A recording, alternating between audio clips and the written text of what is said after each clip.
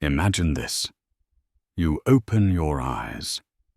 There's no blanket, no mattress, no pillow.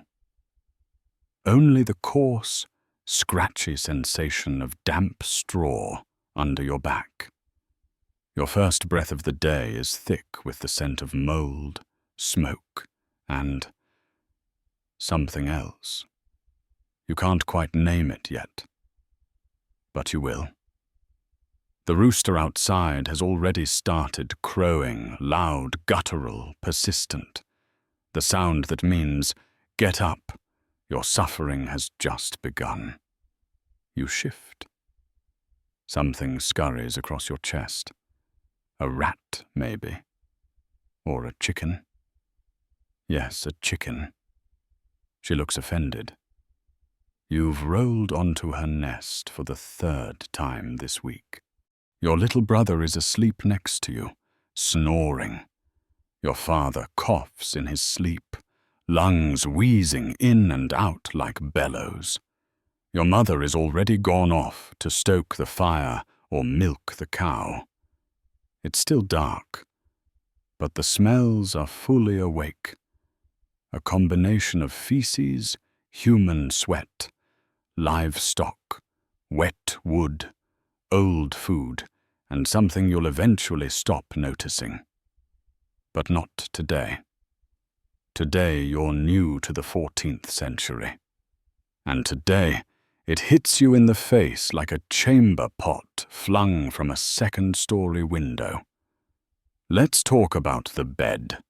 It's not a bed, it's a pile of straw, damp, cold, and crawling with life. Lice, fleas, bedbugs, mites your nocturnal companions. Congratulations. You've just met the biological delivery service that would go on to kill half of Europe. Yes. Fleas. The ones carrying the Yersinia pestis bacteria. But that's in the future.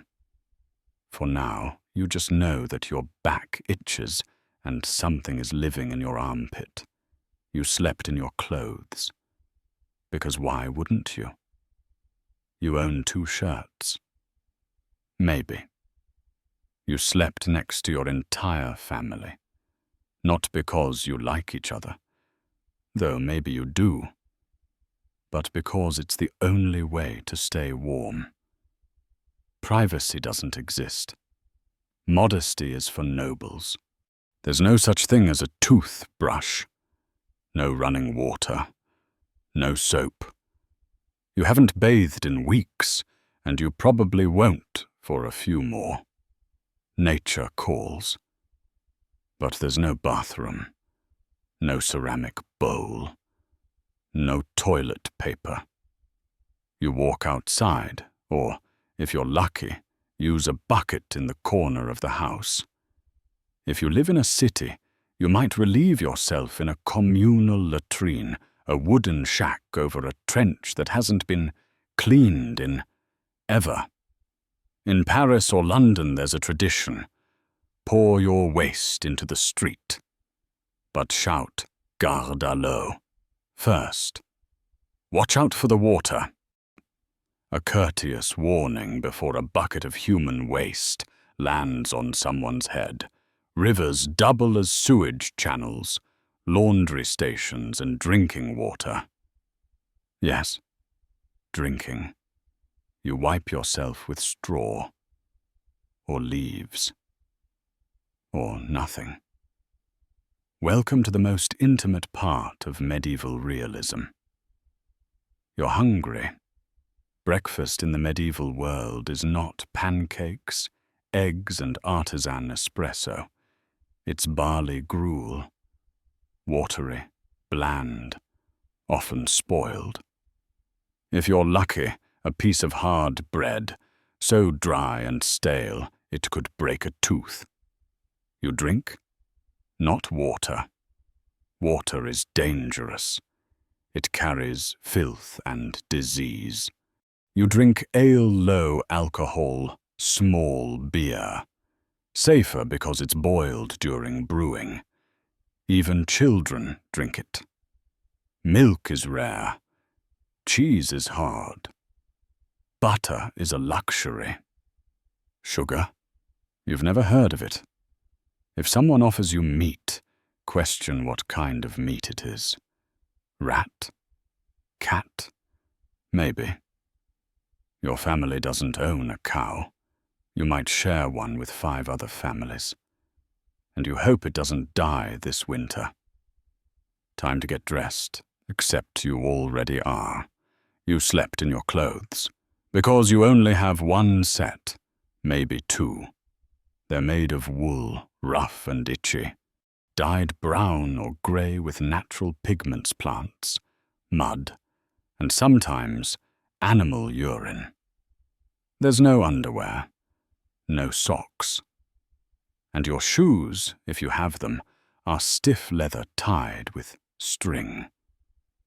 Washing your clothes? Once a month, perhaps? In winter? Don't even try. You've grown used to your own smell. And so has everyone else. In fact, smelling clean might actually make people suspicious. It's just after 6 in the morning. The sun hasn't even warmed the frost on the fields, but you're already outside. Your hands grip a wooden hoe, splintered, heavy, and slightly warped. You are a serf, a peasant bound to the land. You don't own your house. You don't own your tools. You don't even own your own life.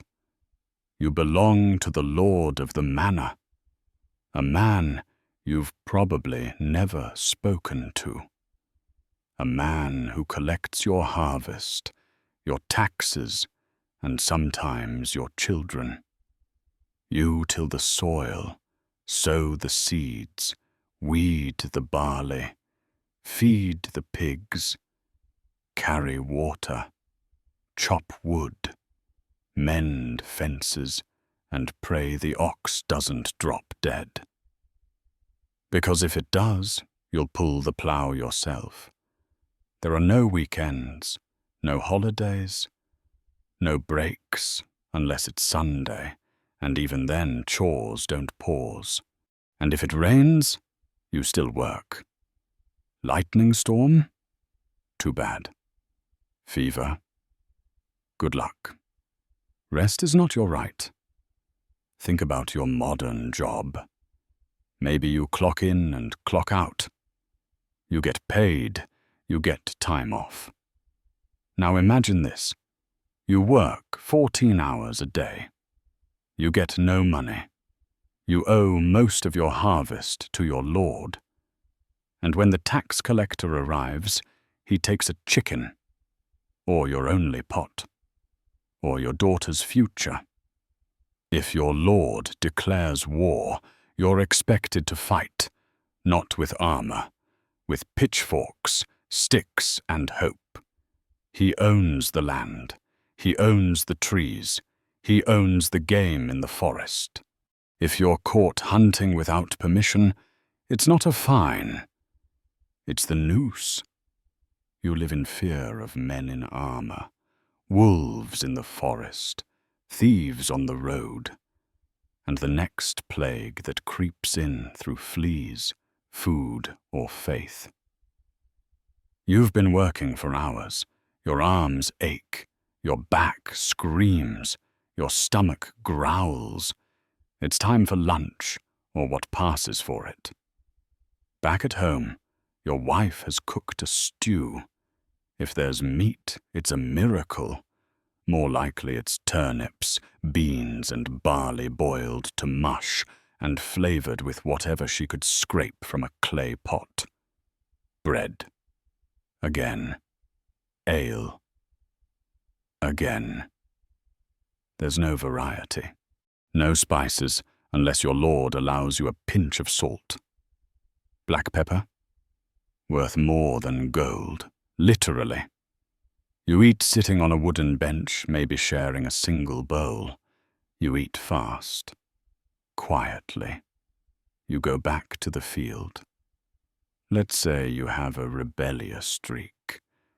Let's say, as a 21st century visitor, you're thinking, Why don't I just leave? The answer: you can't. You're not free. Leaving the land without permission is illegal. You'd be hunted, caught, branded, or worse, turned into an example. And if you do make it to another village, you're a stranger, a threat, possibly a spy. You'll be beaten or driven out, if you're lucky. There's no anonymity, no escape, no second chances. Your best hope in life is to survive long enough to die in your own bed, which, statistically, probably won't happen. It's now 11 o'clock a.m. You've done more physical labor in 6 hours than most modern people do in a week. Your hands are blistered. Your legs are covered in mud. Your lips are cracked. You haven't bathed. You smell like a combination of animal, smoke, and mildew. You haven't spoken to your family. Everyone is working. You haven't laughed. You haven't learned anything. You are 27 years old, and that's considered middle-aged. Statistically, you'll die before 35, from infection, famine, childbirth, accident, disease, war, or something stupid, like stepping on a nail. And yet, this is just normal. It's not a bad day. It's just Tuesday. You glance at the sun. It's not even noon. You sit under a bare tree for 2 minutes, wiping your forehead, watching the crows peck at something in the dirt. You think about food, about fire, about sleep. You think about God, about how He watches everything, and still lets this happen. And in the distance, a bell rings. You sigh. Stand up. It's time to go back to work, and it's only going to get worse from here. It's midday. The sun is hot now, and you've already put in 6 brutal hours of field labor. Your stomach grumbles. You fantasize about meat, cheese, fresh vegetables. But what you get instead is something altogether different. You walk home. Your shoes, if you're lucky enough to own any, are caked in dung. Your hands are bleeding. You haven't drunk clean water in days, because, spoiler alert, there is no such thing. Lunch awaits you, or, more accurately, a hot bowl of microbial roulette. You step inside the single-room cottage you call home. The stew pot bubbles faintly over the fire. It's been there for days. No one washes it. No one wants to. You dip in a ladle. What comes out is brown, soupy, vaguely chunky, and smells like yesterday's mistake reheated for the 3rd time. It's mostly vegetables. Onions, turnips, maybe cabbage if you're lucky. If you're really lucky, there's a scrap of pork fat floating on the surface. Not meat, just fat. It's from a pig that died 2 winters ago and was salted within an inch of its afterlife. Everything is boiled together for hours, sometimes days, in the same pot known as perpetual stew. It never empties. Just more ingredients, added as needed, like an eternal witch's brew. And it still tastes better than the bread. Bread is your staple. You eat it at every meal. But this isn't fresh-baked, crusty artisan bread. This is heavy, dark, dense bread, made from rye and sometimes barley. No yeast. No soft center. You eat it like a brick, because it is a brick. And then there's the ergot. Ergot is a fungus that grows on rye in damp conditions. You don't see it, but it's there. If your bread is laced with it, you'll soon know. Burning sensations in your limbs, muscle spasms, hallucinations, madness. It's called St. Anthony's fire, and it'll make you feel like you're dying from the inside out. Because you are. Some historians believe whole villages suffered from ergot poisoning without even realizing it. Dancing plagues, witchcraft, hysteria, mass visions.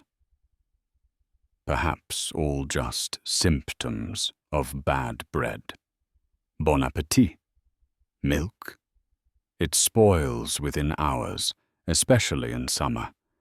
There are no refrigerators, no pasteurization, no concept of hygiene. You might milk a goat or a cow, but by the time it's served, it's probably curdled, warm, and filled with whatever crawled into it. Instead, most people turn it into cheese or butter. But that, too, requires luck and time and fermentation that doesn't always go as planned. And remember, you're poor. Most dairy is sent to the manor lord. What's left is scraps, rinds, the odd drop. So no, you don't get milk. You get ale. Again. Want meat? Sure. But it's not fresh. It's been salted beyond recognition, dried until it's more wood than flesh. If it was butchered weeks ago, it's probably swarming with flies, and the salt is the only thing standing between your stomach and complete collapse. The richer households might spice it to mask the rot.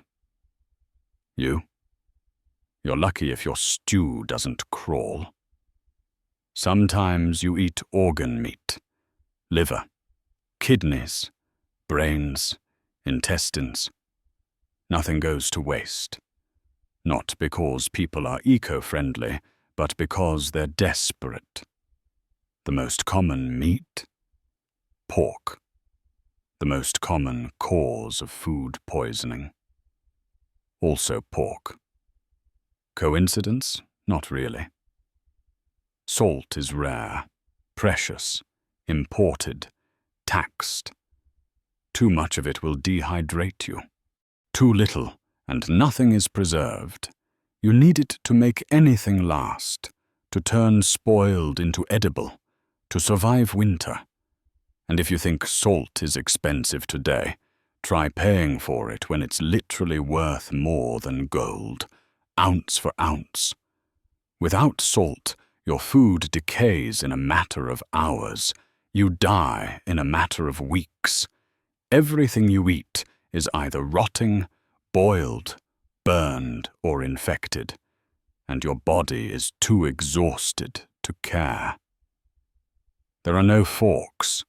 Forks won't become common in Europe for another 200 years. You eat with your fingers, or with a knife if you have one. You share bowls. You share bread. You share germs. If you're lucky, you have a wooden spoon. It's stained with years of use.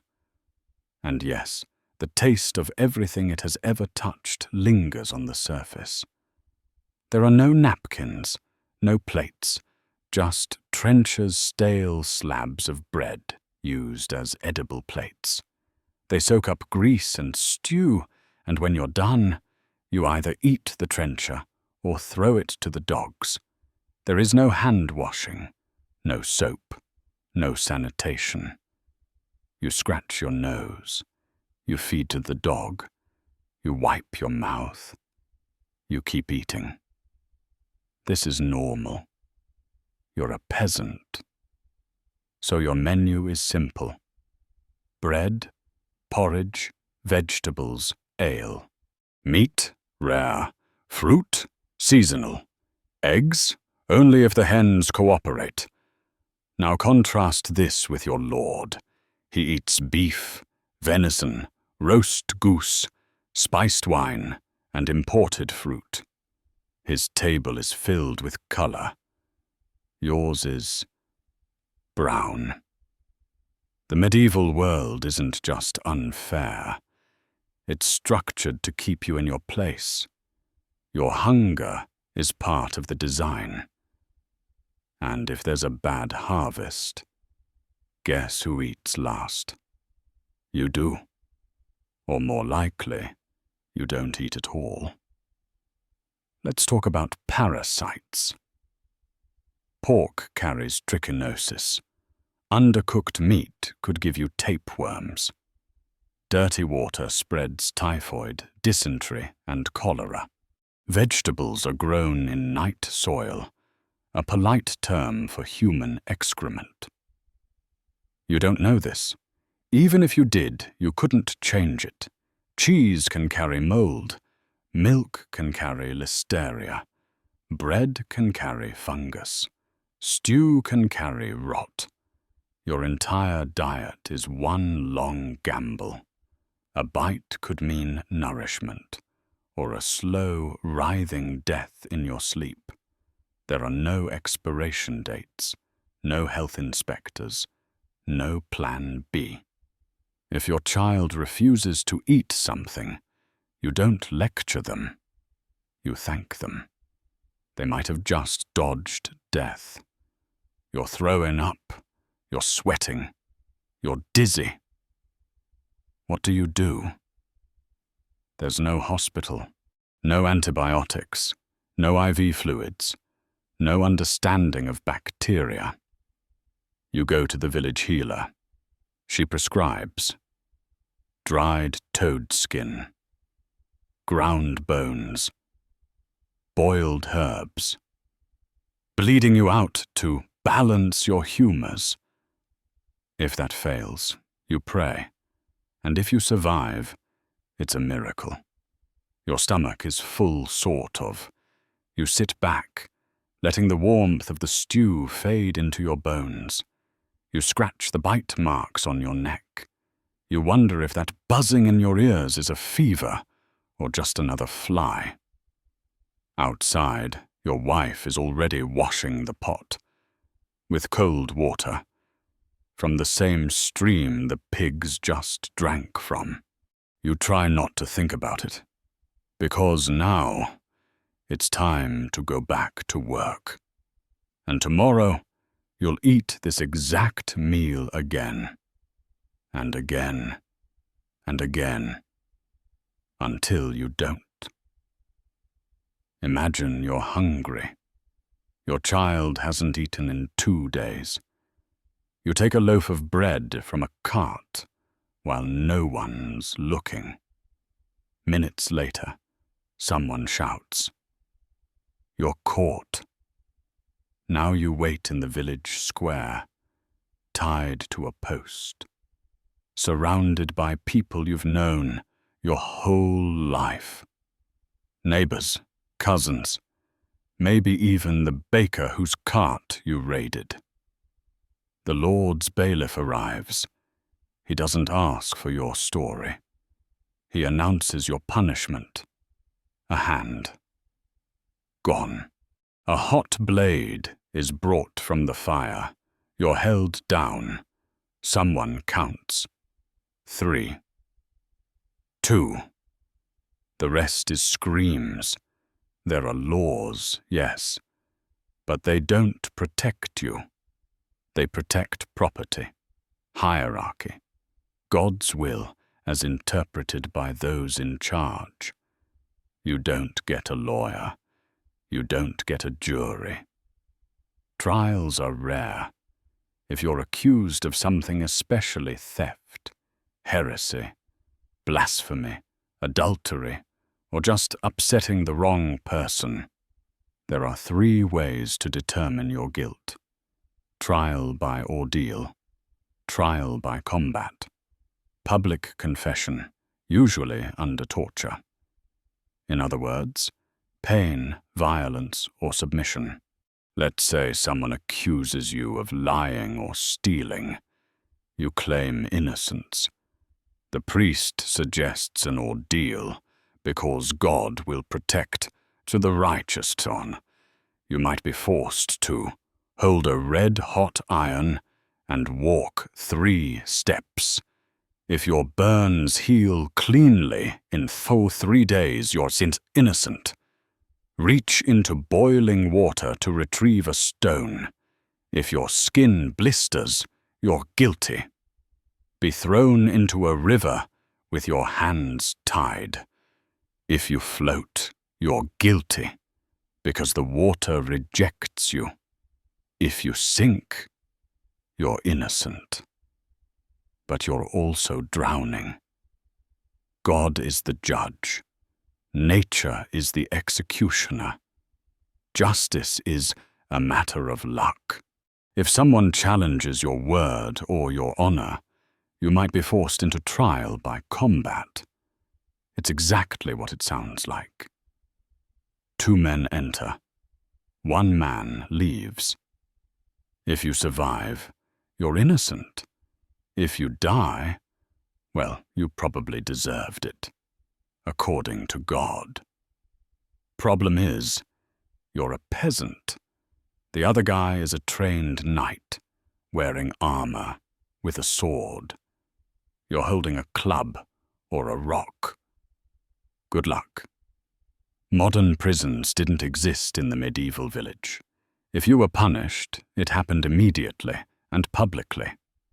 Some examples. Stocks. Your ankles and wrists locked in place for days. Spit on, urinated on, laughed at. The pillory. Similar, but upright. Good for shaming, flogging, lashes across the back, sometimes with barbed whips, branding, a hot iron against your skin.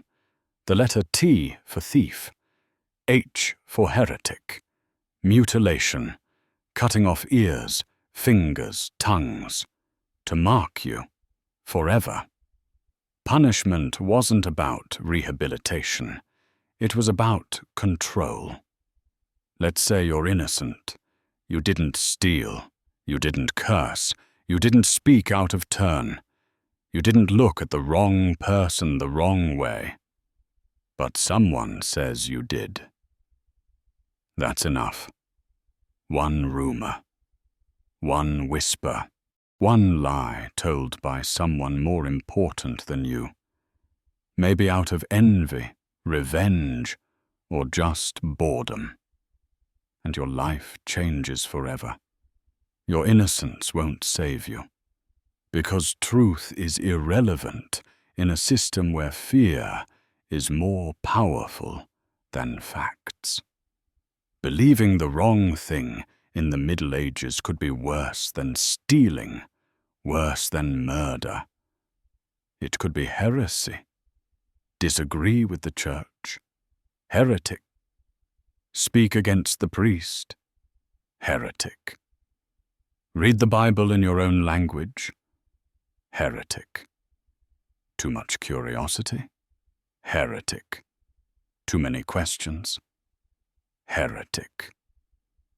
And for heretics, justice came in 1 form: fire. You'd be tied to a stake, surrounded by a crowd, doused in oil, and burned alive slowly.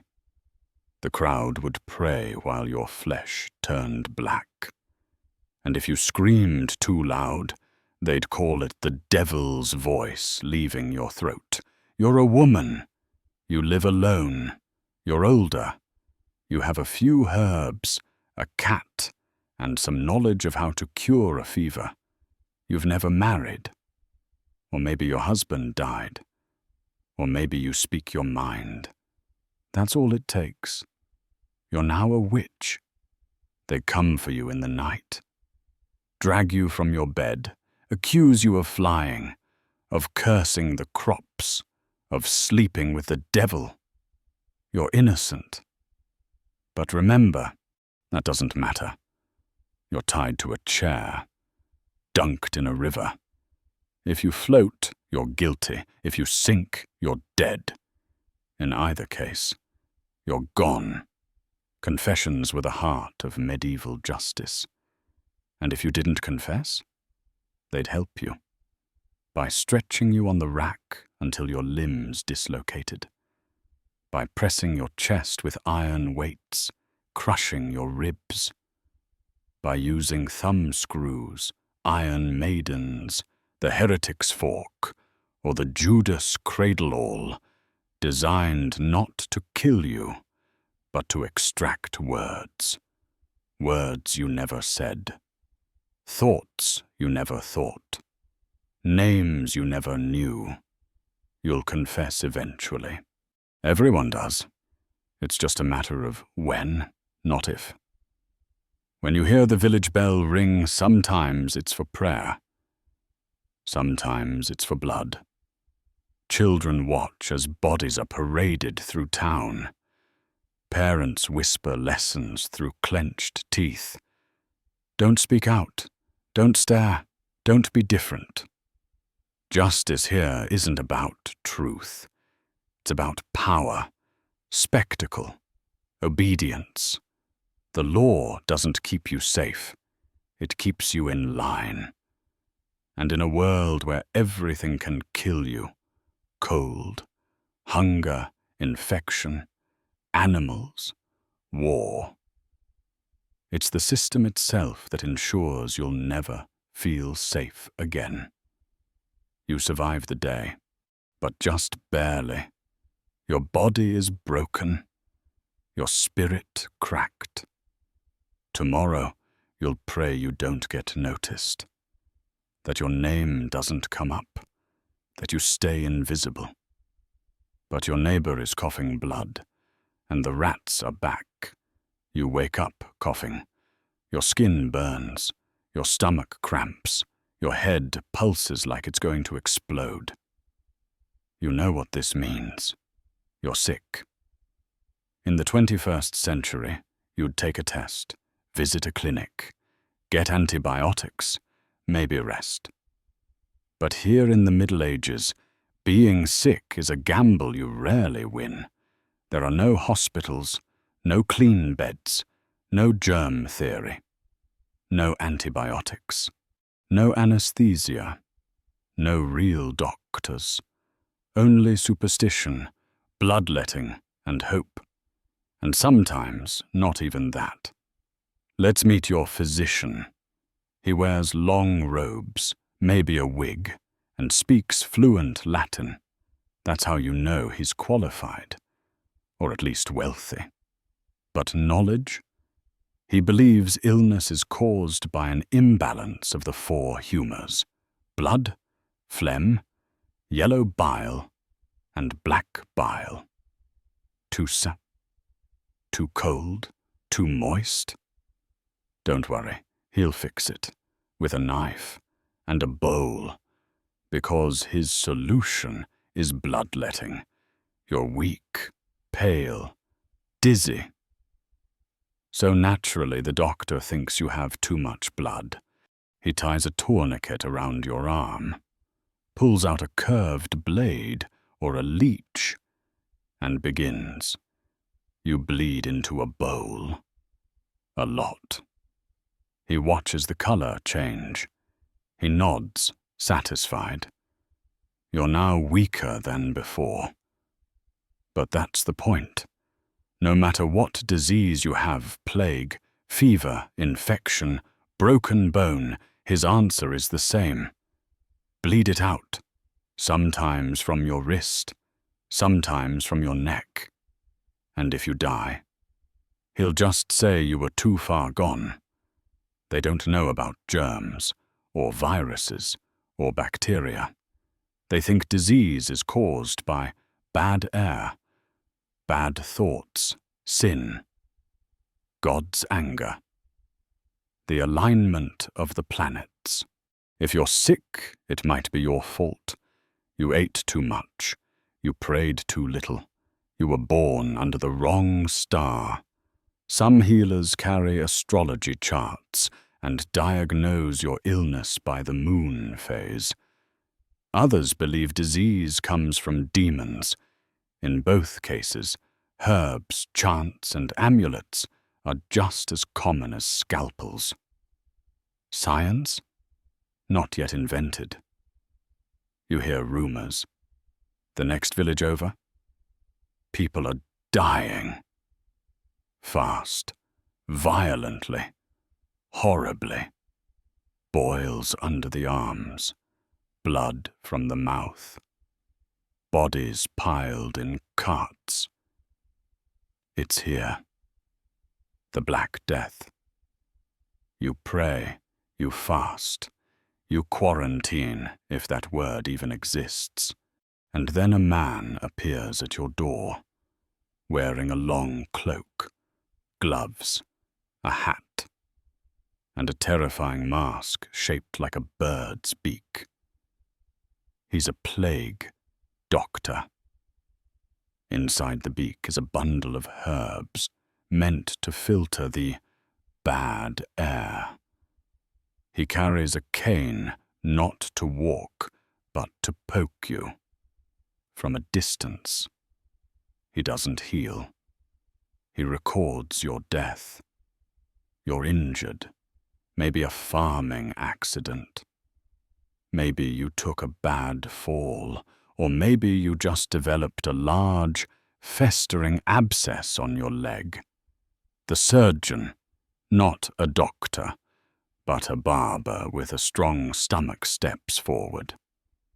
There's no anesthesia, no sterilization, no gloves. He grips a knife, places a stick in your mouth, tells you to hold still. He cuts. You scream. You black out from pain or blood loss. If the wound becomes infected, which it almost certainly will, they may resort to amputation. Again, no anesthesia. A saw, a strap, a hot iron to cauterize the stump. If you survive, it's not thanks to science. It's thanks to your immune system and dumb luck. There are hospitals in the Middle Ages, but they're not what you think. They're run by monks, not doctors. There are no operating rooms, no medications, no sanitation. Beds are shared. Sheets are never changed. The air is thick with the smell of blood, feces, and incense. If you're sick enough to be admitted, you're probably going to die there. And that's okay, because many hospitals aren't designed to heal you. They're designed to help you die in peace. With a prayer and a priest. That's all. Let's say you're not physically sick, but mentally unwell. You see things, hear voices. You cry uncontrollably, or laugh when no one else does. The villagers say you're possessed. They tie you to a post, lock you in a cellar, or worse, send you to a monastery, where your demons are whipped from your flesh. There is no concept of psychology. You are either a fool, a sinner, or cursed. Sometimes you're tolerated. More often, you're hidden. And when plague or famine strikes, people will say it's your fault.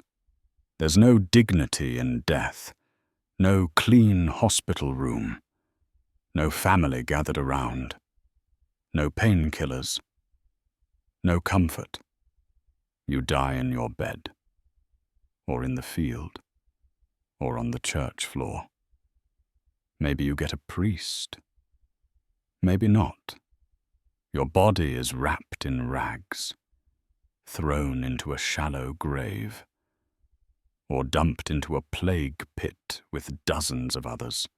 There are no gravestones, no names, just rot. You are forgotten. Just one more body in a world that never knew how to keep you alive. But maybe, just maybe, you weren't poor.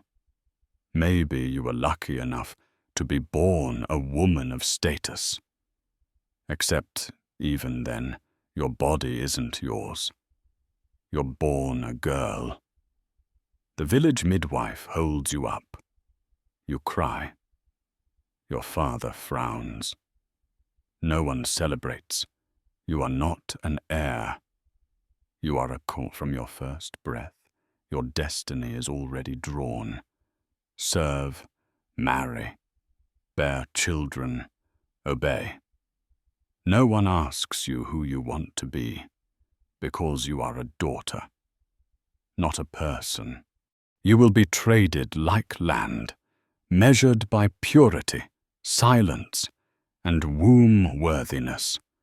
And you will be told again and again that this is the way God intended. At age 5, you are no longer a child. You are a worker in training. You sweep, you sew, you clean. You help your mother cook over open flames. If your family is wealthy, you're taught to read only religious texts and only under supervision.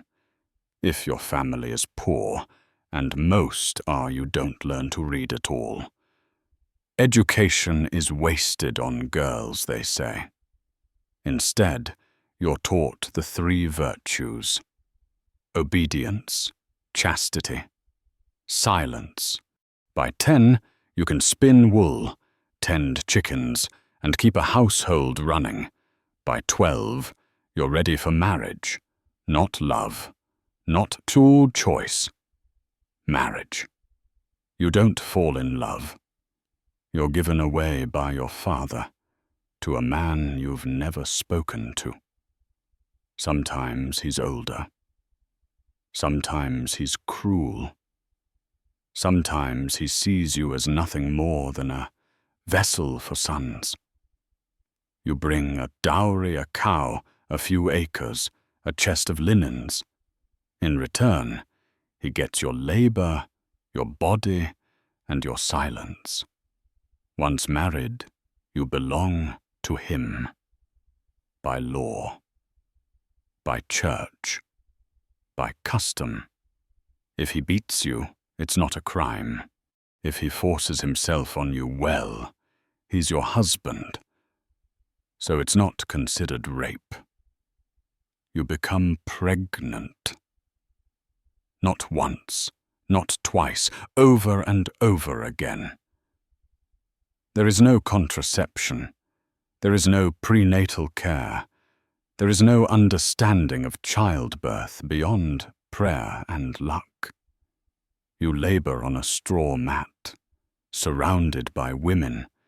You bite down on cloth. You scream. You bleed. There are no doctors. There is no anesthesia.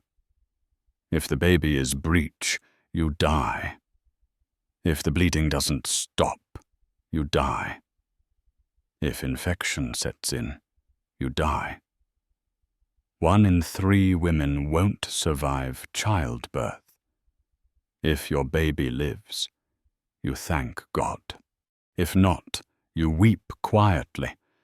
Then try again, because that is your duty. You are a wife, a mother, a servant, a shadow. Your name is not written in books. Your words are not recorded. Your face is not painted. You are background. Even noble women, rich and educated, are still owned just in silk instead of rags. You eat after the men. You walk behind them. You speak only when spoken to. You are expected to endure everything without complaint. And if you do it well enough, they'll call you virtuous. The rules are clear. Disobey your husband? Sin. Show too much skin? Sin. Speak out in public? Sin. Talk back to a priest? Sin. Get raped? Somehow. still your sin, and sin must be punished. In the eyes of the Church, your body is temptation, your thoughts are danger, your existence is a test for men. So if crops fail, if storms come, if illness spreads, the priest might point to you. You talked too loud. You walked too freely. You must be a witch. And the sentence for that? Fire. You survive. He dies. And for a brief moment, you breathe. You're a widow now. Technically free. No man owns you. No one controls your body. But the world still does. If you're young, they'll force you to remarry. If you're old, they'll ignore you. If you're wealthy, they'll manipulate you. If you're poor, they'll pity you. Society doesn't know what to do with a woman who doesn't belong to a man. So you'll wear black, live small, and disappear quietly. There is one escape, the Church. If you're lucky or noble or barren, you might enter a convent. No marriage, no children, no beatings. Just prayer, silence, service. Some women flourish there. They learn, they write, they teach. But most simply fade. Because even in the convent, your choices are still limited. You don't escape the system. You just move to a quieter part of it. You work from dawn until dark, spinning wool, milking animals, baking, brewing, mending, washing. You care for children, elderly, the sick, the dying. You run a household while pregnant, bleeding, and exhausted. And when you die, your name may never be spoken again, not because you weren't worthy, but because the world didn't think you mattered. You're not weak. You endure pain no man could. You create life in a world built to erase you. You whisper love into children who may not survive winter. You keep your family together when the world falls apart. No books are written about you, but without you, nothing survives. But now, imagine you're not a peasant or a woman. You're a priest or a noble, or just someone with questions. And you speak too freely about faith, doubt, or power. Now you're not just a heretic. You're the enemy of God. From the moment you're born, the Church is there. You're baptized before your first memory. You confess sins before you understand them. You pray before you can read. You tithe, always tithe, no matter how little you have. The Church owns more land than the crown, more power than the king, more fear than the executioner. And in the Middle Ages, salvation is not a choice. It's a law. You have questions. Why is the priest fat while children starve? Why does the bishop live in a palace? Why does the Church sell forgiveness for coin? That last one has a name. Indulgences. You sin, you pay, you're forgiven. Simple. Corrupt? Maybe. But don't say it out loud. Because if you question the Church, they question you, and when they do, it's not to clarify, it's to condemn. You hear it whispered first. He spoke Latin in private. She reads the Bible on her own. They said the priest was wrong. Then come the boots, the torchlight, the chains. You are dragged from your home, not tried, not defended, but interrogated by men in robes who claim to represent God, but behave like wolves. They don't need proof. They need your confession, and they will have it. You are strapped down, not in anger, in ritual. They light candles, they chant psalms, they say prayers, and then they begin. Thumbscrews, the rack, the heretic's fork, hot coals, iron boots, sleep deprivation, water torture, flaying. Each scream is recorded. Each confession is copied.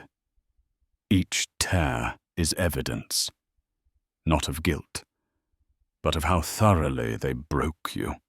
When they are done with your flesh, they turn to your soul, your sentence, execution by fire, not as punishment, as purification.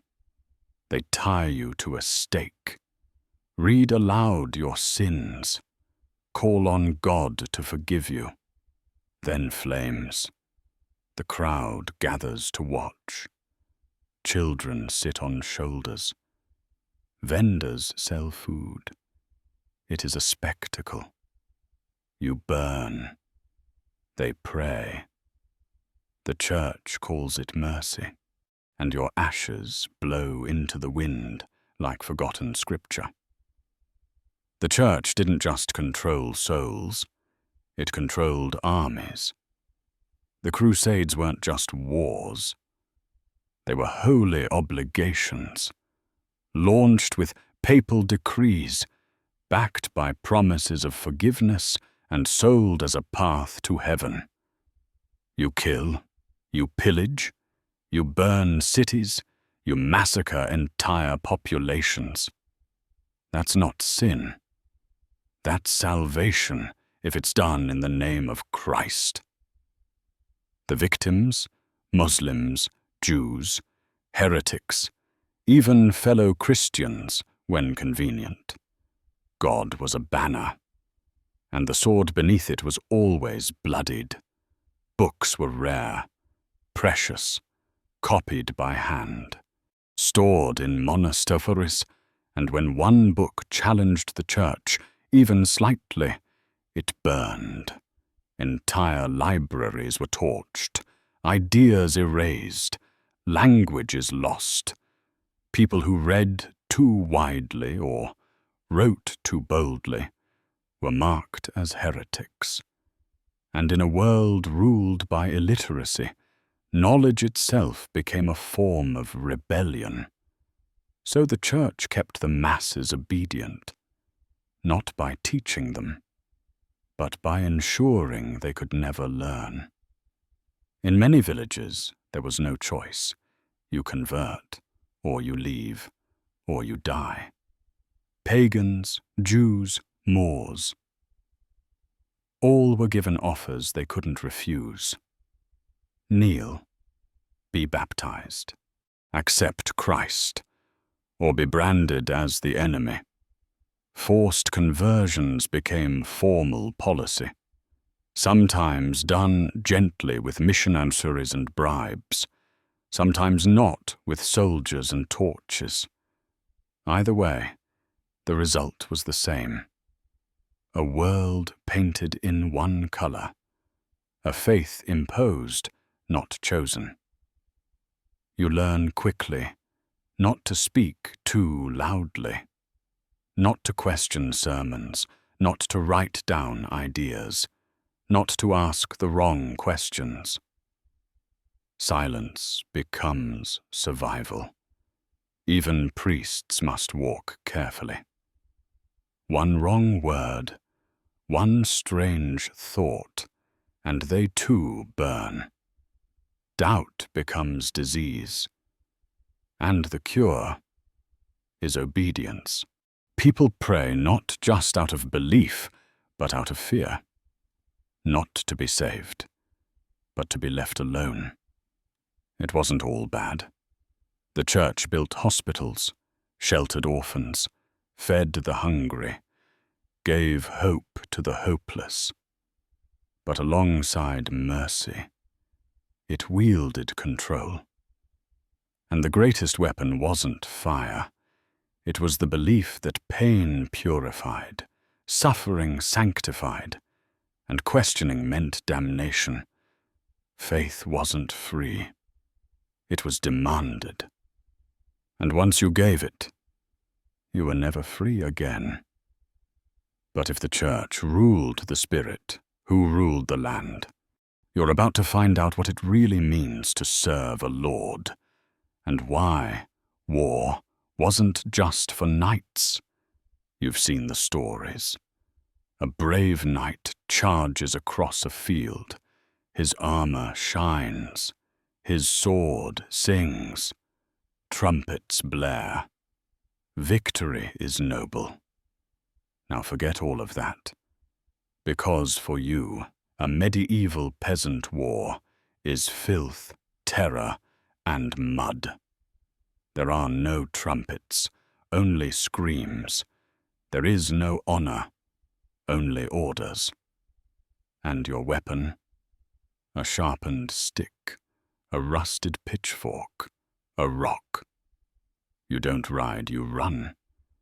And when you fall, no one remembers your name. You're not a soldier. You're a farmer. But when your lord declares war, you go.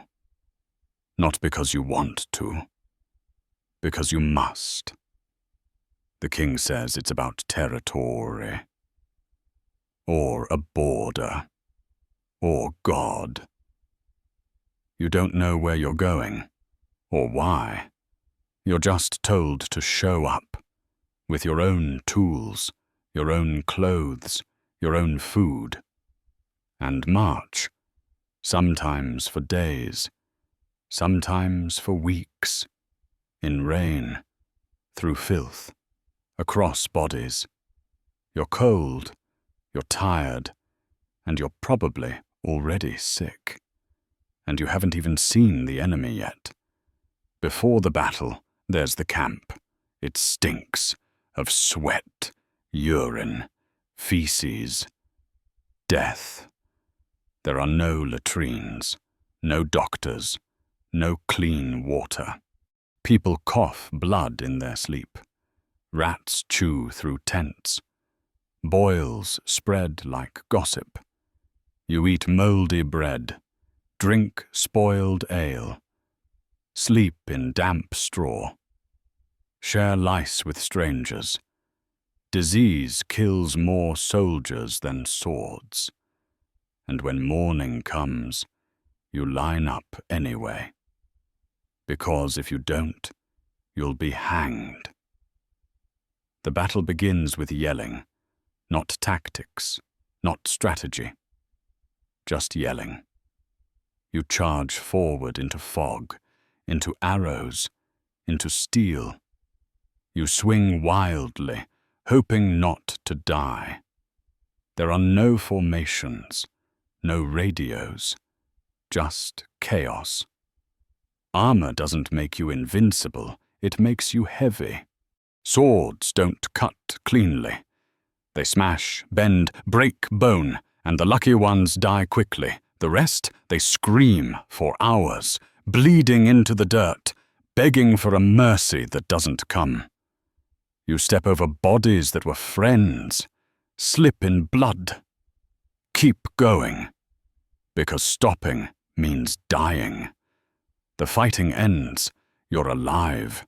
Your ears are ringing, your arms are numb, your legs are soaked in blood. Some of it yours, most of it not. You look around, hundreds dead. Some are still groaning, some are missing limbs, some are children. You ask, who won? The answer doesn't matter, because your village is still gone. Your crops are still dying, and your Lord will still take the harvest. Victory was never for you. You're told you can loot, so you do. You take bread from a corpse. You steal a tunic from a dying man. You rip rings off fingers that are still twitching. It feels wrong. But this is your only pay. No gold, no land. Just blood-stained fabric and rotten boots. The knights get armor. The lords get land. The church gets credit.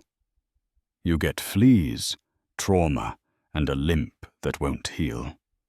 Sometimes you're not the fighter. You're the one being fought over. Armies arrive at your village. They take your grain. They take your animals. Sometimes they take more. Women are raped. Homes are torched. Children vanish. It doesn't matter which flag they carry.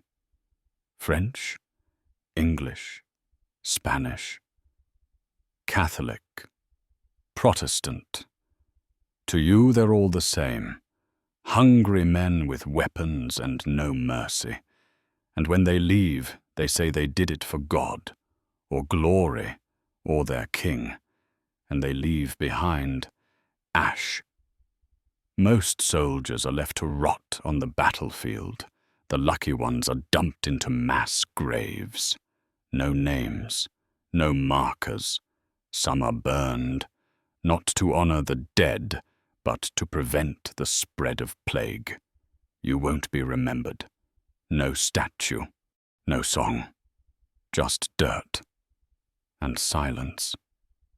If you return home, you're broken. Your body aches. Your hands shake. You wake up screaming. You stare at walls for hours. No one understands. No one talks about it. There's no word for trauma. No word for grief. No help. You go back to the fields. You till the soil. You bleed into the dirt again and wait for the next war. But while you're on the battlefield, something else is happening. Back home, the rats are multiplying, the fleas are biting, and someone in your village is coughing. It doesn't start with fire, or a war cry, or even a scream. It starts with a rat. Small, silent, harmless-looking. A flea clings to its back. The flea carries a parasite. The parasite carries Yersinia pestis. The rat dies. The flea jumps to a dog, to a goat, to you. And within days, you're coughing, you're sweating, you're dying, and no one knows why. It begins with a fever, chills, dizziness, then come the buboes, swollen lumps beneath your arms and groin, black and hot like burning coals. They grow, they burst. You bleed from your mouth, your skin turns purple. You vomit blood. You can't breathe. Death comes within days, sometimes hours, and it's not quiet. It's violent, screaming, writhing, suffocating in your own fluids. There is no hope. There is only the plague. You sneeze. Your child catches it. They sneeze. Your neighbor catches it. They cough. Your entire village is sick. One cart arrives each morning to collect the dead. By noon, it returns, full. The priests stop giving last rites. The doctors flee. The rich lock themselves in castles. The poor are left to rot. No town is safe. No road. No port. The plague rides the wind, the ships, the trade. It doesn't stop, because no one knows how. Church bells stop ringing. Burials become mass pits. Families abandon one another. You see your wife collapse and you run. You hear your neighbor scream and you close your door. You see carts filled with corpses and you stop counting. People pray until their tongues swell. They whip themselves in the streets. They blame the Jews. They burn the outsiders. They beg the sky. But nothing answers, because the plague doesn't listen. It just kills. You try to hide indoors. You block the windows. You light herbs. You hold your breath when others enter. You pray.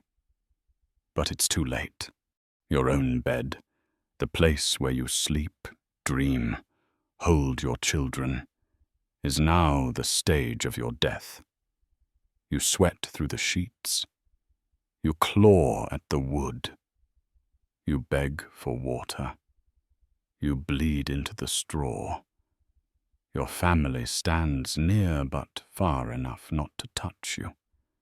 They wait for your last breath, not to comfort you, but to know when it's safe to burn the mattress. The Black Death doesn't just kill people. It kills structure. Fields are abandoned. Shops are shuttered. Entire villages vanish overnight. No one to bury the dead. No one to plough the fields. No one to enforce the law.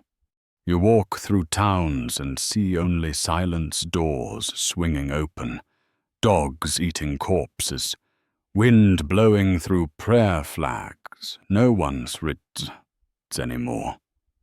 Even the church stumbles, because the priests died too. And the people begin to ask, if God allows, this was he ever listening?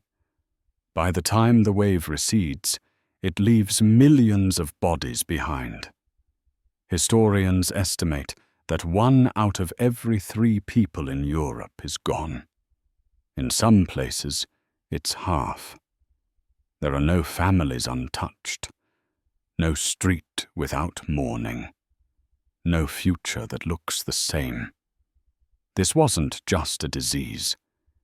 It was an extinction level reset, and nothing would ever be the same again. And yet, out of the ashes, something unexpected happens. With fewer people, wages rise, land becomes available. The poor begin to question the rich. The church loses its iron grip. Feudalism begins to crack. The Black Death killed millions. But in its aftermath, it also killed the system that ruled them. It planted the seeds for revolution, for science, for reason. But first, it had to burn everything, including you. But not all suffering ends with death. Some live, and in the Middle Ages, to live as a child was to be constantly owned, ordered, and overlooked. You enter the world in a rush of blood and screaming. If you're lucky, the midwife is sober. If you're luckier, your mother survives. But for many, this is where life ends. Infant mortality is brutal. Diseases strike before you're named. There are no vaccines, no clean water, no sterile cloth. 1 in 4 children dies before age 5. And if you do survive, you'll wish you hadn't. There is no word for childhood in most medieval languages. because it's not a phase. It's a waiting room for labor. By age 4, you're carrying firewood. By age 6, you're feeding animals. By age 8, you're in the fields. By 12, you're working like an adult. There are no toys, no schools, no storybooks. Play is rare. Rest is rarer. Laughter? Fleeting. You are smaller, but not gentler. The world expects you to earn your place or get out of the way. If you're a boy, your worth is in your hands. Can you lift? Build? Fight? If your father is a farmer, you'll plow beside him. If he's a blacksmith, you'll burn your hands beside the forge. If he's a soldier, you'll carry a sword before you carry a thought. You are not taught to feel. You are taught to endure. You are a body first, a soul later, maybe never. And when war comes, and it always does, you go. No training, no choice, just a blade and silence. If you're a girl, your path is set early. You learn to cook, to spin, to kneel. You are taught silence, and then you watch your mother give birth in agony. You know your turn will come. There is no education, no questions, no escape. You may marry by 12, be pregnant by 13, be dead by 20. You are born to serve, and judged by how well you disappear into someone else's household. If your parents die, and many do, you are alone. There is no social worker, no orphanage, no system. You become a stray. You beg on the street. You steal from carts. You sleep in barns. You hope someone takes you in. Sometimes they do, but not for kindness. They want labor, a spare hand, someone to beat when things go wrong. You become a servant in rags and silence. No one remembers your name, not even the church. You make a mistake. You spill milk. You break a tool. You speak out of turn. The punishment is not a lecture. It's a hand, a belt, or a cane. Discipline is swift, often public, sometimes permanent. You are told, spare the rod, spoil the child, and the rod is never spared. Some children limp for life. Some never speak again. There is no love in correction, only control. Most children in the Middle Ages are illiterate. Books are rare. Education is reserved for boys of noble blood or church-bound futures. If you're lucky and male, you might learn to read Latin psalms, but never science, never poetry, never your own language. Girls, they're taught to sew, not write. Your thoughts stay in your head. Your questions go unanswered, and the world never knows what you could have become. The monastery opens its doors to some children, but not to protect them, to shape them. You become a monk in training, or a nun. You copy texts, clean floors, whisper prayers for hours. You live in saunts. You sleep on stone. You eat in hunger. You give up your childhood for God. And they call it salvation.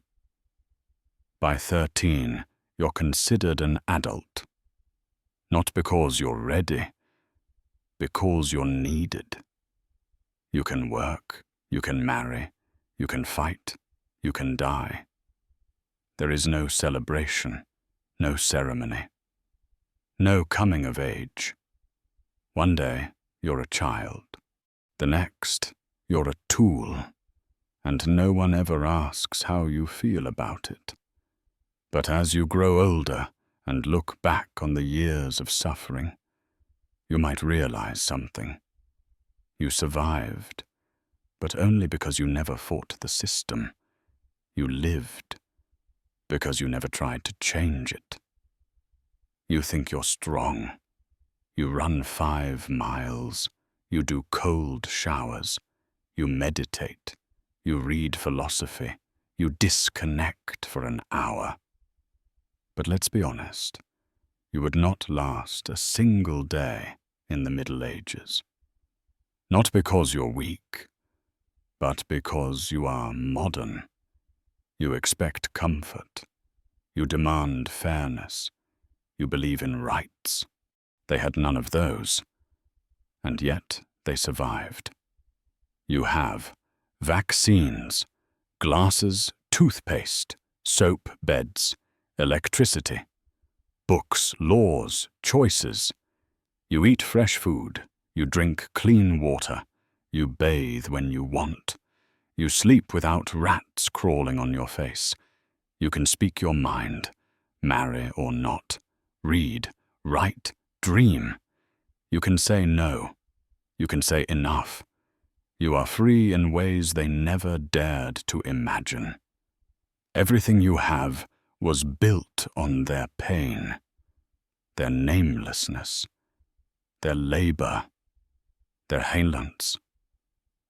They were crushed by systems that were never meant to be questioned. They lived through wars they didn't start, plagues they didn't understand, rules they didn't write. They believed suffering was normal because no one told them otherwise. You don't remember their names, but their blood built your world. You have words like trauma, consent, rights, fairness, science. They had duty, sin, obedience, and fate. You are not better than them. You are luckier. You were born later. And that's everything. Look closely.